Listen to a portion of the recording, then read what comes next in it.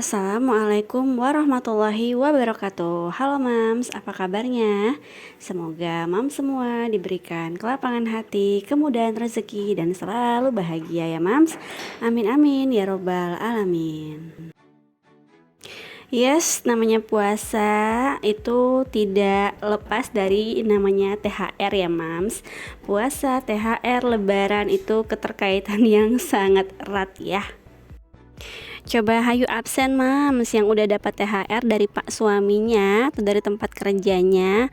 Monggo-monggo yang udah dapat atau nggak dapat nih, coba komen di kolom komentar ya Mams. Karena di era sekarang ya yang aku tahu nih udah ada beberapa yang udah dapat THR Mams, kayak PNS yang pusat ya biasanya udah dapat nih THR dari tanggal 4 kemarin ya kalau nggak salah udah dapat. Nah, sebagai kalian mama menteri keuangan di rumah ya Mams, coba nih bantu sharing juga ke aku. Disclaimer bahwa ini bukan berarti aku menggurui teman-teman ya. Jadi kita mau saling cerita aja nih gimana caranya biar THR yang ibu-ibu dapat nih bisa teralokasi dengan benar sesuai jalur, nggak mencong-mencong ya Mams. Nah, berikut aku mau bagi-bagi tips supaya kalian yang dapat THR, yang lagi pegang uang yang lumayan banyak gitu ya, gimana biar cara ngaturnya itu nggak asal bablas aja udah dapat langsung auto habis gitu ya Mams.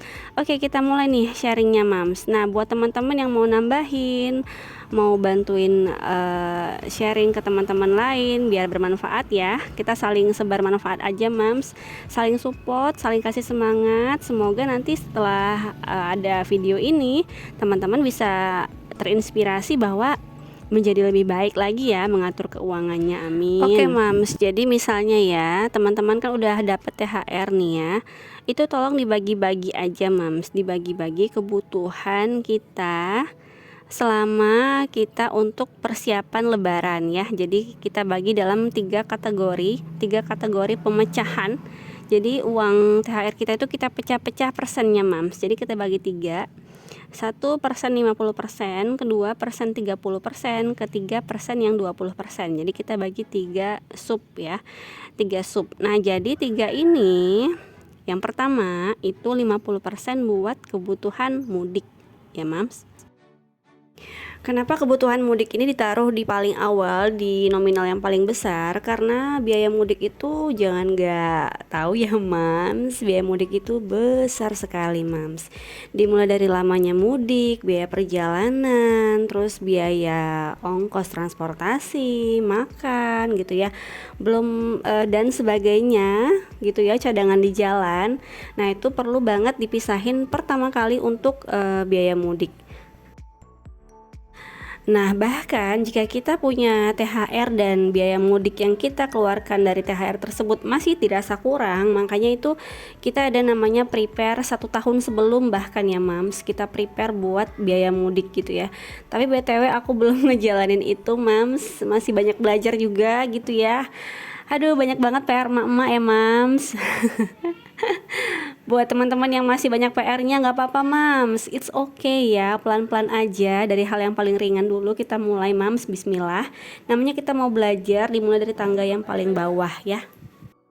Oke, sekarang udah kebayang ya Mams. Jadi langsung aja jika kalian mendapatkan THR dari Pak Suami, langsung pisahkan 50%-nya itu untuk biaya mudik ya say.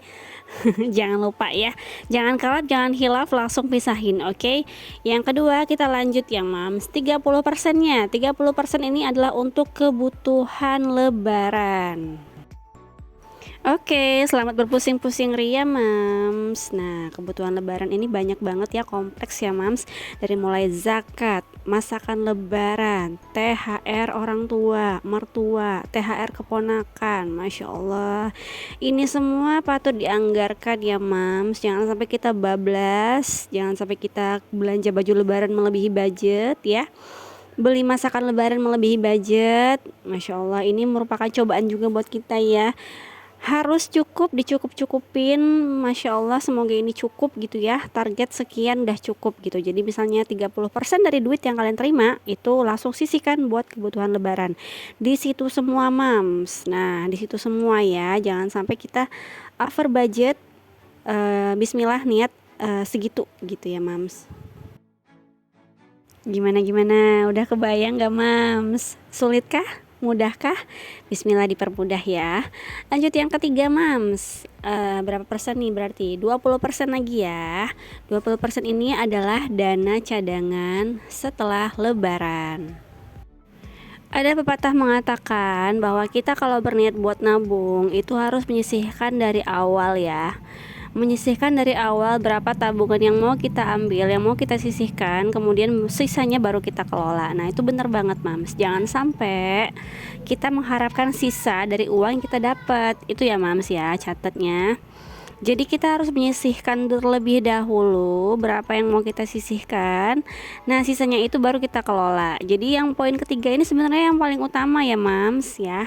Jangan sampai kita setelah lebaran itu auto kehabisan duit. Terus tiba-tiba bingung mau belanja besok tuh pakai duit yang mana gitu kan. Belum lagi kebanyakan belanja buat baju lebaran gitu misalnya ya.